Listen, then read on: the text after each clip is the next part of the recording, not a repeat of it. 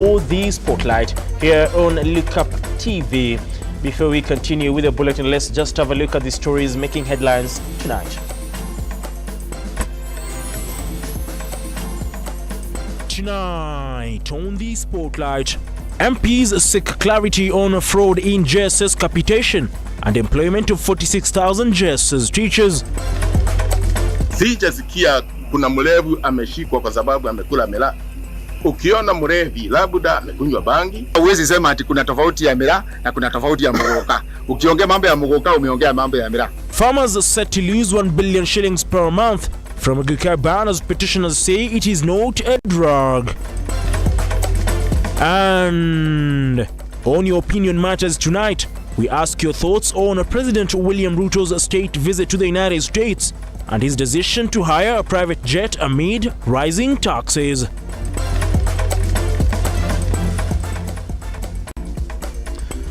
Welcome to the program. Ian Keitani is my name and our sign language interpreter is Josephine Oko. Remember, you can watch this bulletin live on our Facebook and YouTube pages at Lookuptv. Let's begin this bulletin on matters education, and the National Assembly Education Committee Chairperson Julia Smelly has revealed that the proposed junior secondary school teaching interns are set to receive confirmation on permanent and pensionable basis earlier than anticipated, disclosing that the confirmation is now slated for the beginning of the next financial year, which commences on the 1st of July 2024. Maybe from below 2000 up to maybe 2015, just come up with an affirmative action that among teachers that are going to be employed, let us take that category because they will reach the retirement age before they're employed. What is the cost for hiring on permanent and pensionable all the 46,000 JSS and other interns, and bringing back time from January 2025 to July 2024. We'd want you to give us the cost. Budget and Appropriations Committee members, however, sought to understand how much it will cost to hire all the 46,000 junior secondary school teaching interns on permanent and pensionable terms, including the capitation for backdating of employment date from January 1st, 2025 to July 1st, 2024, as well as how much it will be needed to cater for the school feeding program without considering the supplementary budget, as well as what exactly has been allocated for renovations of schools affected by the heavy rains that wreaked havoc across some parts of the country. I also want to commend you because the decision you made on employing the GSS just before December will be a very good thing rather than next year. In their presentation, Teacher Service Commission had indicated to us that the interns will be converted into permanent and pensionable in January next year, which actually we felt as a committee, if the financial year begins in July. MP Mele said the parliament has further instated a school feeding program for learners across public institutions in the country, insisting that at least 28 billion shillings will be required to hire 46,000 teachers on P&P, with the government providing 8.3 billion shillings which will cater for 20,000 teachers, with the further 4.7 billion set aside for hiring more teaching interns, even though members felt that hiring of interns ought to be scrapped off with all the allocations channeled to hire more teachers. Probably this amount we have allocated for hiring an additional intern teachers, collapse it to permanent and pensionable and absorb teachers within that permanent and pensionable, because there's a case in court by the teacher union against employment of interns. Capitation. Capitation is a problem at all levels, all the way from primary school, secondary school, and it is a matter, Mr. Chairman, you need to help this country. Meli says the government will need at least 5 billion shillings to cater for the feeding program for learners for the whole academic year, with only 2 billion allocated so far, revealing that the Kenya National Bureau of Statistics is currently undertaking census to identify the exact number of learners in the country for proper planning and resource allocation. School feeding, the balance is 3 billion, we require that. On the issue of floods, it is very dire, honorable members, and the supplementary budget, we requested 500 million because it is covering a duration of 1 month and for those schools. One, you had indicated that you have areas, gray areas in secondary school infrastructure improvement. I really would like to know those gray areas. Can you confirm what the status is from the operationalization money for 2023-24? Statistics is now undertaking a national education census to ascertain how many students are in school. All this is to rationalize funding on capitation. Stanley Lugaria, Lookuptv, Nairobi.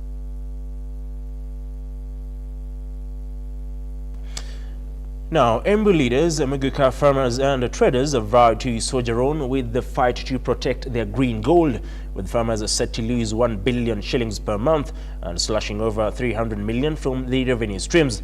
As John Matava now files, a petition has been filed against the 3 counties for banning the trade of Muguka.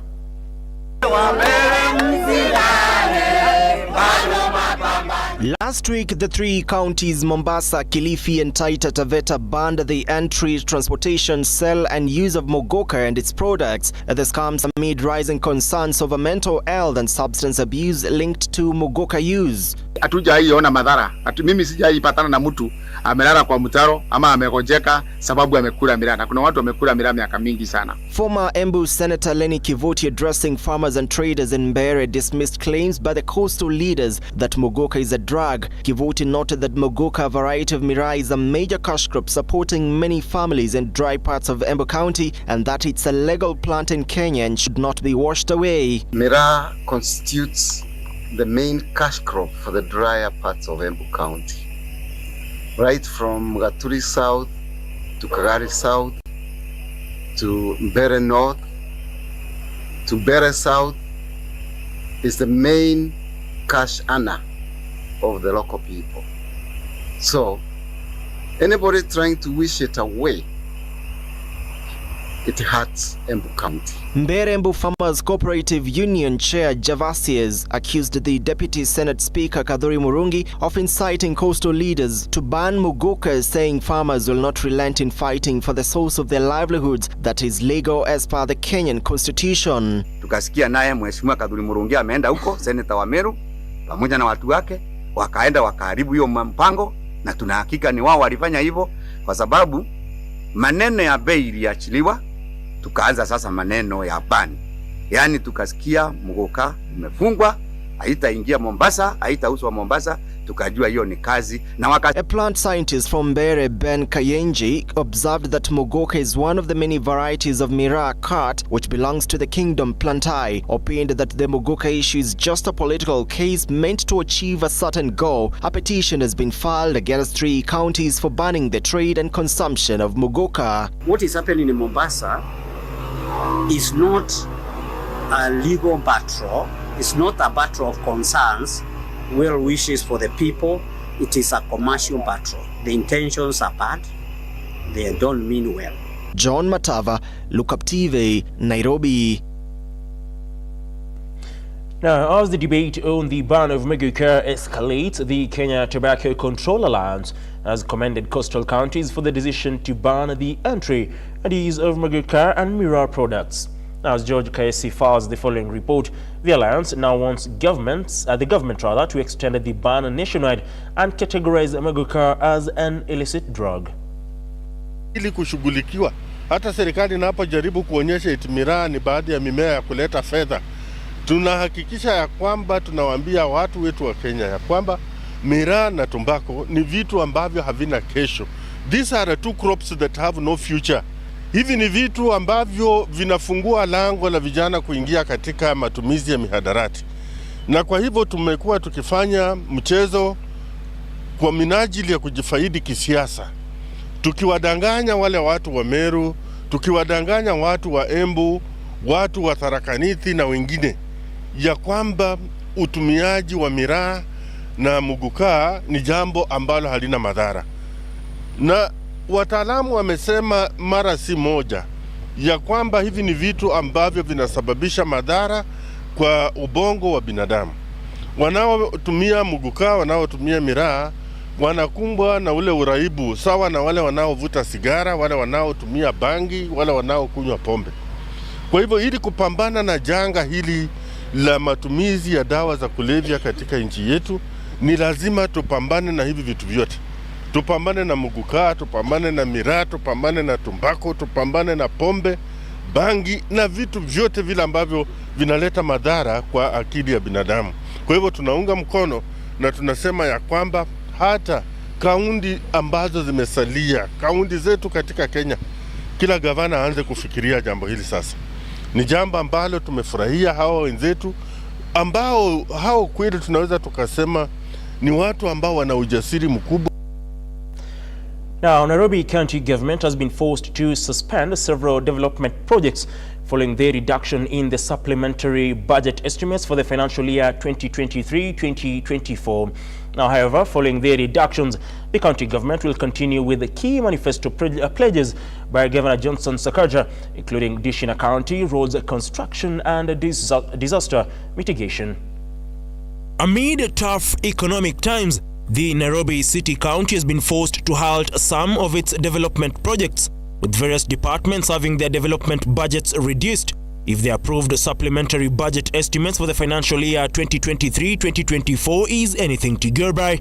Among the worst hit by the reductions is the allocations to the works and mobility, a move that has seen its development budget reduced by 1.5 billion shillings to 1.73 billion. In context, the reduction has seen the scrapping of individual ward projects that would have been expensive to tender. However, the allocation for purchase of materials has been enhanced to ensure internal engineers have the required resources to complete the projects in a cost-effective manner. The county assembly budget has been reduced by 915 million shillings following the agreement with the county government to provide a land for the construction of an administration block, thereby scrapping budgetary allocations for the acquisition of land and other costs. In the supplementary estimates, crucial and more pressing county needs like the disaster and emergency response will reap big from the reductions under the boroughs and public administration. Top among them, the reduction in allocation for governor's residence, which has been reduced by 190 million shillings. The reduction in the allocation for borough offices was based on a projected absorption rate, and an additional 300 million shillings has been provided in the coming financial year. However, the project's allocation for the sectors on health, talent and that of business were meant to align the budget and realities around budget utilization and absorption. That has been cured by revamping the allocation for the health to 1 billion shillings, the talent sector to 1.4 billion shillings, and for businesses to 1.2 billion shillings in the next financial year, in a bid to ensure the projects affected by the supplementary budget are fully implemented as initially planned. The development budgets for the County Public Service Board and the Nairobi Revenue Authority have been scrapped as the sectors could not be able to absorb the funds within the current financial year. These allocations have been carried forward to the next financial year, with purchase of revenue mobilization vehicles under the authority allocated 100 million shillings. The budget for the public service management has been reduced by 10 million shillings for the sector to launch the project, with additional 30 million provided in the budget for the coming financial year. On the other hand, the total completion certificates raised for the ward development program, as at the time of considering the supplementary estimates, stood at 600 million shillings, with an additional 600 million expected by the end of the financial year. The allocation of 1.3 billion for the ward development program was hence sufficient to take care of the completed works by the end of the financial year. The development budget for the environment subsector has been increased as a contribution to tackle the flooding by investing in more garbage collection, clearing of drainages, and provision of more water tanks, as well as improvement of the dump site. Ian Keitani, Lookuptv. Now, days after President William RUTO jetted back from his historic visit to the United States of America, there has been an heated debate from taxpayers about the cost of the trip, with the president himself saying that was the only cheaper option, as using the Kenya Airways would have been more expensive. Martin Masharia was on the streets and files the following story. On the 19th day of May 2024, President William RUTO embarked on a 4-day state visit to the United States, a visit that has ignited contentious debate from taxpayers about the high-profile visit to the States. Today, who hit the streets to gauge public opinion on the expenditures associated with President Ruto's trip. Tuko na watu wanaumia na maji, bado wamedhiriwa na maji, hawajapata msaada wote, na tunaona kwamba William Ruto president wetu anatumia pesa mingi sana kusafiri na ndege, na tuko na watu wanaumia na njaa, tuko na watu wanaumia na maji, tuko na watu wako hali yenye si mzuri, tuko na watu hawana ajira. Kwa hivyo mimi nataka kuambia Ruto, sisi kama Kenya tunaumia zaidi. Yangu ni kwenda US si mbaya, ile faida ameleta ni mingi, but mali amekosea ni moja. Mbona tumia ya kuwaya ndege na ndege iko ya Kenya kubeba marais, na angetumia hii generation ingekuwa imebaki kwa Kenya, income generation haingeenda kwa hiyo nchi nyingine. Kama yeye mwenyewe rais ndiye anaweza haya ndege kutoka nje, what about investors wenye wanakuja Kenya? Are they safe? Watajiona kama wako safe kutumia ndege za Kenya kama rais mwenyewe ndiye analeta hiyo picha kwenda kutumia ndege ya nje? Alitumia pesa nyingi, lakini hizo pesa pia ziko na manufaa kidogo, kwa maana kama tulipewa kama chopa kama 17, ndege kama 7. Kwa hivyo ile kitu iko rais anatumia pesa nyingi kwa kitu ilikuwa, na pia ile kitu tunamshtumu sana, kulikuwa unapaka na ile ndege ya rais. Angeitumia hiyo badala ya kwenda kutumia ndege hizo watu wanasema ni za Dubai. Angetumia hiyo ndege. Kuna ndege ile imetengenezwa rasmi ni ya rais. Yeye angetumia ndege ya rais badala ya kutumia hizo 2 milioni 2 kwenda kwa state. Mimi sioni kama ni like hiyo pesa alitumia kwa njia mbaya. Alafu tumepata like juzi mnapata kuna wase wenye walikuwa like napata accident. So yako sawa. Kitu ya kwanza naangalia security yake, na kitu ya pili mimi naona kwamba ako tu sawa kwa kuchukua hiyo 200 million kutumia kwa hiyo trip yake. As the public scrutinizes the expenses incurred during President William Ruto's recent travels, questions arise about accountability and fiscal responsibility. Concerns linger over the overall financial implications of such journeys. Martin Masharia, Lookuptv, Nairobi. Now, it is estimated that the cost of that particular private jet was around 200 million shillings. And in fact, the conversation surrounding the cost of that trip had sort of subsided, but the president himself commenting on that issue has now elicited a new debate regarding the capability of, in fact, the Kenya Airways in ensuring, or rather, high-ranking government officials being able to use that particular airline to go overseas for official duties. We are going on a short break. We'll be back in a moment.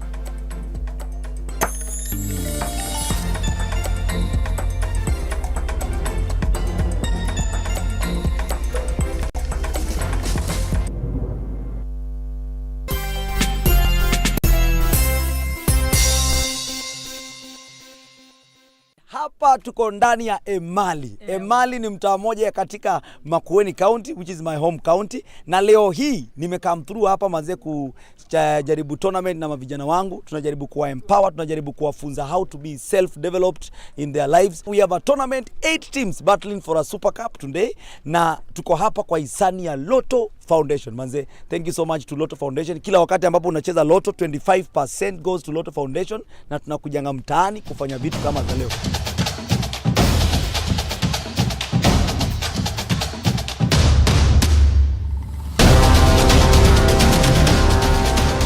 Kwenye gala lao anakuja na kompeso huko, timu hii ya Mali FC wanashambulia sasa hivi. Gola vile nukia sasa kwenye usawa, na huku wanakuja huyo mzaji Ferris aleta cross. So experience imekuwaje? Experience imekuwa fiti, isipokuwa haijakuwa rahisi. Timu zilikuwa zimejipanga poa, lakini na sisi tulikuwa kwa jana tukajipanga poa zaidi. Kuanzia 8 manze, timu 8 zikibishania hii cup hapa hivi. Wasio kamenyana, then at the end of the day tumepata mshindi wetu ambaye ni Mali FC. Wapi watu wa Mali FC wewe?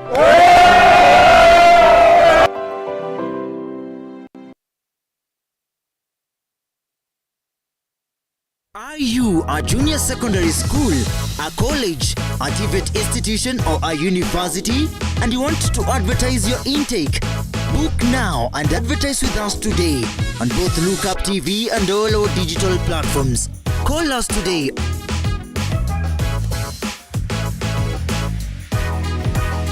or email us on sales@lookuptv.co.ke.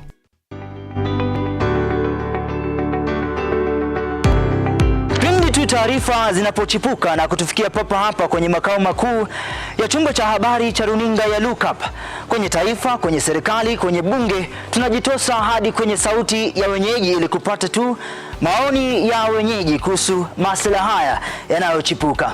Maana hii kitu inaenda kuumiza Mkenya kwa tax. Hakuna kitu tunafurahia. Nothing. Absolutely nothing.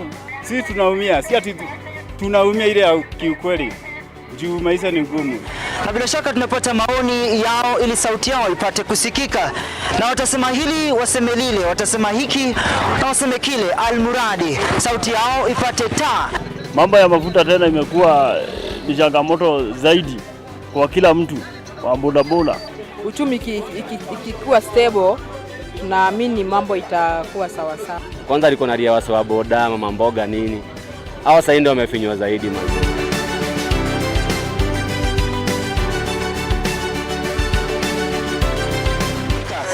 Mtazamaji, hii ni bunge la wenyeji.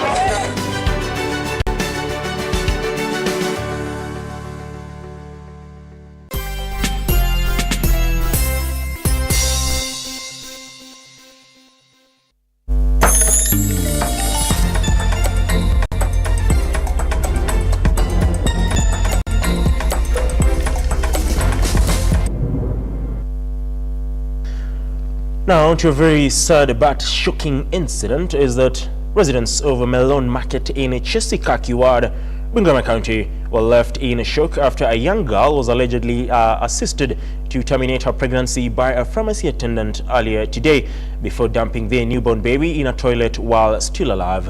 As Majidi Hussein now reports, the mob rescued the baby and was rushed to the nearest hospital. Early Monday morning, residents of Chesikaki ward in Bungoma woke up to a tragic incident.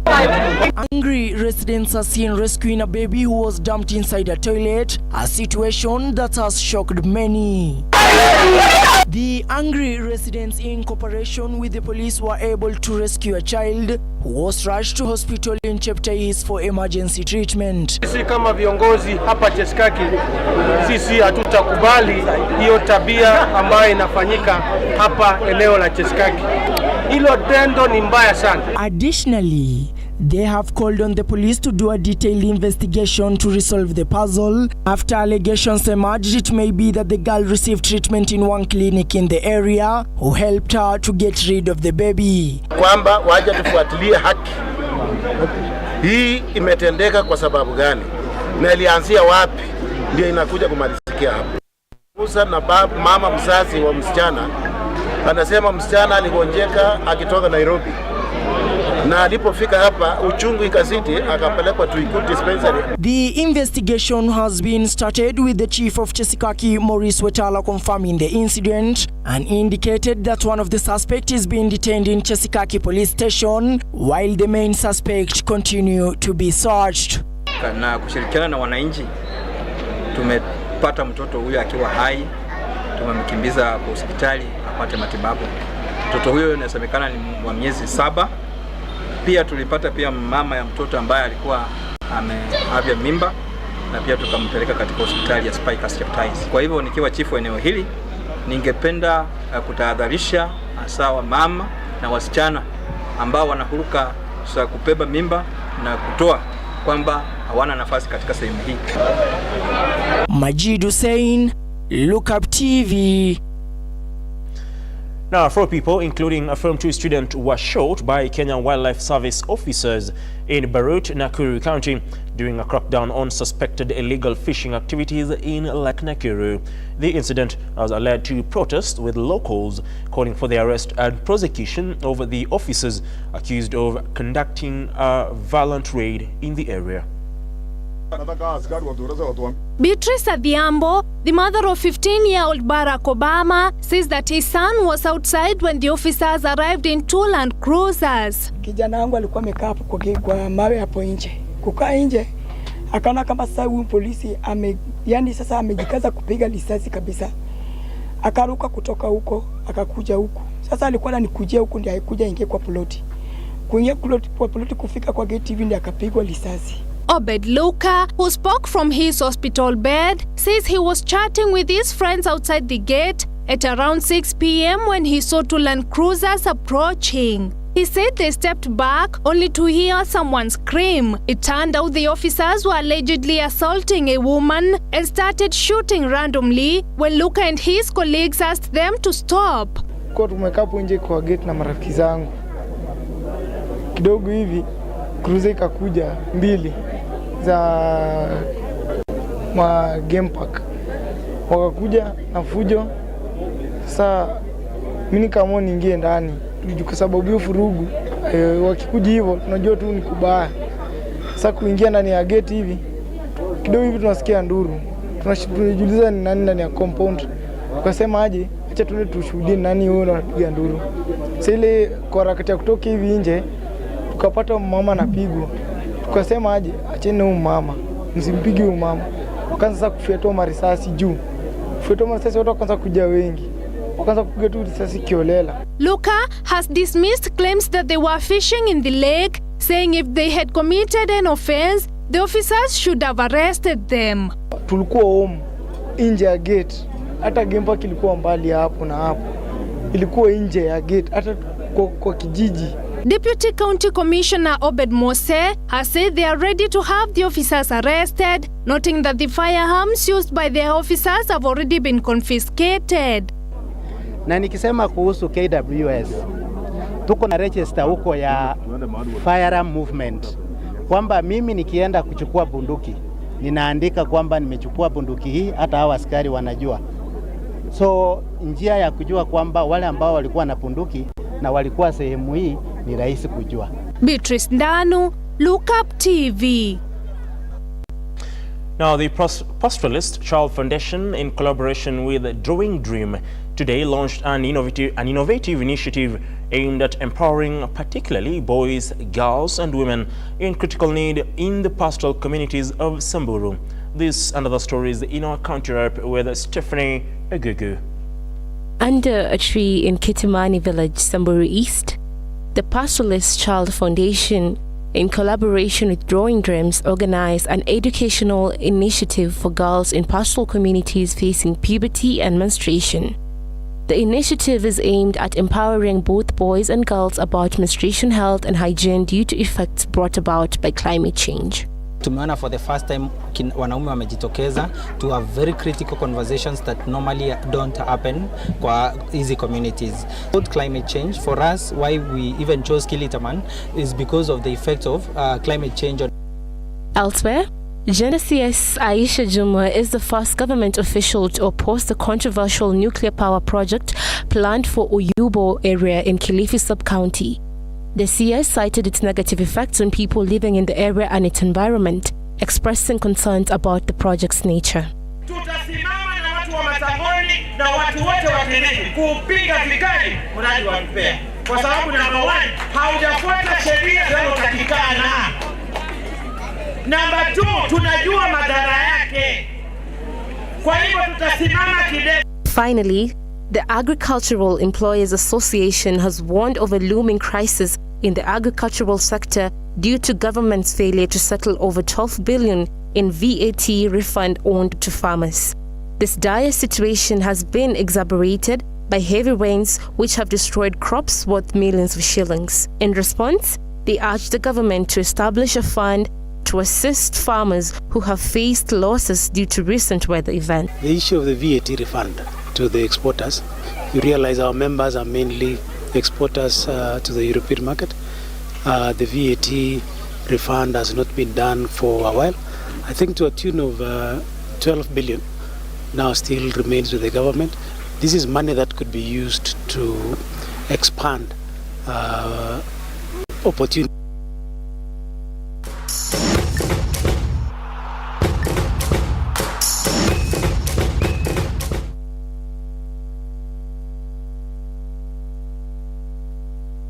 Kenya Police FC have booked a spot in the Mozart Bet Cup final after a 1-0 win against FC Leopards in the semi-final at the Police Sacco Stadium. Kenya Police and FC Leopards resumed their match today following a halt in the 60th minute yesterday due to fans' interruption. Police successfully defended their 1-goal lead after a goalless draw in the match played today and secured third place in the final set to take place on June 29th this year against KCB. Najisi vizuri kwa sababu ni game tulikuwa tumeplania kuanzia tunaanza tukasema hii tukishinda hii cup tunawakilisha Kenya, so ni kitu tumeprepare kuanzia mwanzo game ya kwanza mpaka leo, so nafikiri leo pia imekuwa ngumu kidogo 30 minutes but lakini tunashukuru Mwenyezi Mungu kwa sababu tumeshinda hiyo game. Tulikuwa tumejana vizuri kwa sababu tulijua itakuwa ngumu, tukajaribu kusaika vijana kwa sababu tulijua watakuja sangina madharau, tunalid 1-0, so tukaambia ni game pia juu tulifunga na 7 minutes sisi 8 minutes, so tukaambia lazima ngangane, so that's when wana pia imekuwa ngumu kidogo kwa sababu sisi tukaja tumerelax, wale walikuwa na pressure, tunapongeza pia wamecheza vizuri sasa hiyo dakika 30, so tunashukuru kwa ushindi wetu pia. Sisi yetu ni kuchukua kombe, hatuna kitu kingine zaidi ya hiyo, so nafikiri game ya KCB pia itakuwa ngumu but lakini najua wapinzani wetu pia ni wazuri, wale tumeingia finali, so lakini sisi letu ni kuchukua kombe pekee yake, hiyo ndio kitu tuko nayo pekee yake. Now, the Kenya Football Fans Federation (KFOFA) has issued concerns on the current football situation in the country, stating that FKF is lowering the status of the game. According to Kenya Football Fans Federation, FKF leadership conspired to expunge fan representation from the FKF constitution, consequently muting the voices of all fans nationally, among other issues raised. Particularly lack of representation, maybe you'd like you guys to have maybe an office, a gold project or something like that, when you say as key stakeholders in football and the sport industry in our country as a whole, we have watched with great regret as our bid for game gets dragged through endless corruption scandals and petulant personality feuds. It's just yesterday we witnessed a total disregard of fan safety in the AFC vs Police match. FKF are now not following its procedure in allocating matches in respect to risk. As KFOFA, we are saying this. 1. Stop FKF from killing the fans, murdering the game and burying the sport. Intolerance. The current FKF leadership, which is in the office illegally, conspired to expunge fans' representation from the FKF constitution, consequently muting the voices of all fans. An example of yesterday's match. We all know that the last few months FC Leopards have been having a serious following going to the stadium.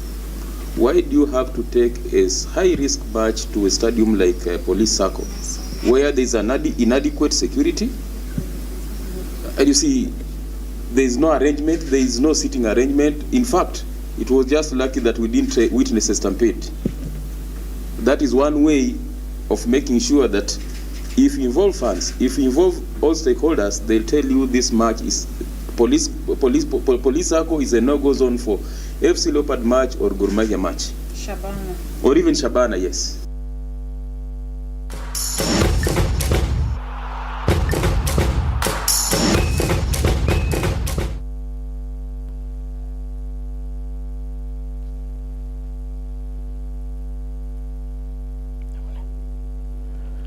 Well, that was the action for you, and just allow me to do this.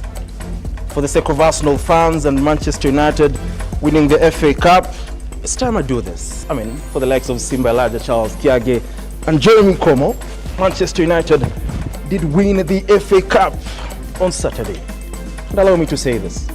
Manchester United won the FA Cup on Saturday. Finally, something to flex about.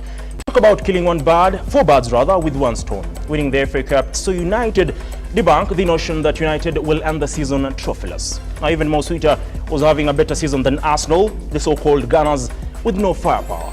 The win also sent Chelsea down to the Europa Conference League and finally ensuring that Newcastle do not fly anywhere outside England for the European matches next season. Winning is in our DNA. We are the mighty Manchester United. To Simba Elijah, Charles Kiage, the likes of Jeremy Como, this is United's world. We are just living in it. You have yourself a wonderful evening, and like always, God bless.